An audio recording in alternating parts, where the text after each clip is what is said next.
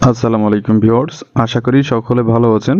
আপনারা যারা একতলা বাড়ি তৈরি করতে চাচ্ছেন এবং কিভাবে বাড়িটি করলে দীর্ঘস্থায়ী হবে এই ধরনের চিন্তা করছেন, তো তাদের জন্য আজকের এই ভিডিওটি অনেক বেশি গুরুত্বপূর্ণ। তো সম্পূর্ণ ভিডিওটি যদি আপনি দেখেন তাহলে জানতে পারবেন কিভাবে বাড়িটি করলে দীর্ঘস্থায়ী হবে এবং অল্প খরচে বাড়িটি সম্পূর্ণ করা সম্ভব হবে। তাই ভিডিওটি সম্পূর্ণ দেখার অনুরোধ রইল। তো ভিউয়ার্স, এই যে বাড়িটি করা হচ্ছে, এই বাড়িটি করার জন্য এখানে যে ফাউন্ডেশনটি করা হয়েছে, তো ফাউন্ডেশন রয়েছে ব্যাজ, শর্ট কলাম এবং গ্রেড ভীমের উপর। তো ব্যাজগুলা করা হয়েছে এখানে 4 ফিট বাই 4 ফিট এবং সম্পূর্ণ ব্যাজ, গ্রেড ভীম, শর্ট কলাম এগুলো করা হয়েছে 12 মিলি রড দ্বারা। 4টি করে 12 মিলি রড ব্যবহার করে এভাবে কাজটি করা হয়েছে। তো বাড়িটি ইতিমধ্যে ছাদ লেভেল পর্যন্ত করার জন্য ইটের প্রয়োজন হয়েছে মাত্র 13,000। তো 13,000 ইট কিভাবে প্রয়োজন হলো? তো এখানে গ্রেড ভীমের নিচের সাইডে যে গাঁথনি করা হয়েছে, তো সেখানে 5 ইঞ্চি গাঁথনি করা হয়েছে। শুধুমাত্র একটি মাত্র 10 ইঞ্চি গাঁথনি দেওয়া হয়েছে, বাকি সম্পূর্ণ গাঁথনি রয়েছে 5 ইঞ্চি।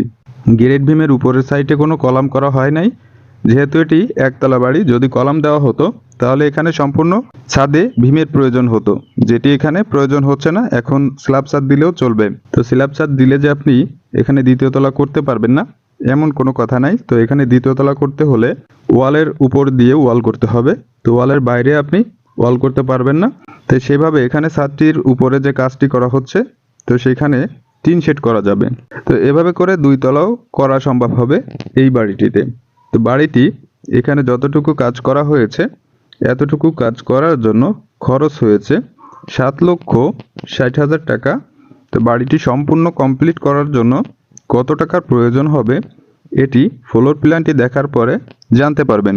ফোর্স রয়েছে 9 ফিট বাই 7 ফিট এবং এখানে রয়েছে মেইন গেট এবং store room 9 feet by 12 feet রয়েছে এটি। এখানে সামনের দিকে 2টি বেডরুম করা হয়েছে একই দৈর্ঘ্য প্রস্থে। তো দেখেন, এটি রয়েছে 12 ফিট বাই 15 ফিট এবং এই সাইডেও রয়েছে যে বেডরুম 12 ফিট বাই 15 ফিট রয়েছে। তো বাড়িটির এখানে রয়েছে আরেকটি বেডরুম 12 ফিট বাই 12 ফিট।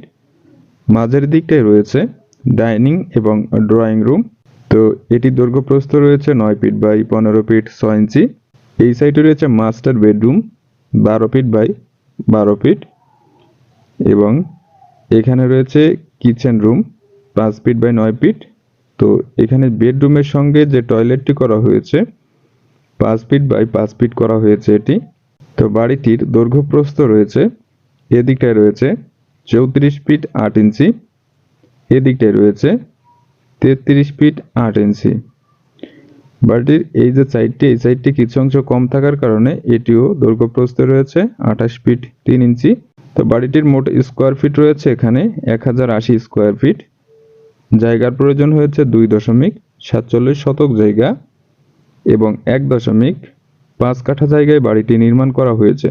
তো এই যে বাড়িটি করা হয়েছে, এই বাড়িটি ছাদ দেওয়া সহকারে A to Z সম্পূর্ণ খরচ, অর্থাৎ মিস্ত্রি খরচ সহকারে রং করা পর্যন্ত সবকিছু মিলিয়ে বাড়িটিতে খরচ আসবে প্রায় 18 লক্ষ টাকার মতো।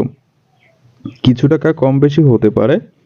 তো এভাবে বাড়িটি করার কারণে এই টাকায় সম্পূর্ণ কমপ্লিট করা সম্ভব হচ্ছে। তো যদি এখানে সম্পূর্ণ RCC করা হতো তাহলে বাড়িটি করার জন্য প্রায় 25,50,000 টাকার প্রয়োজন হতো।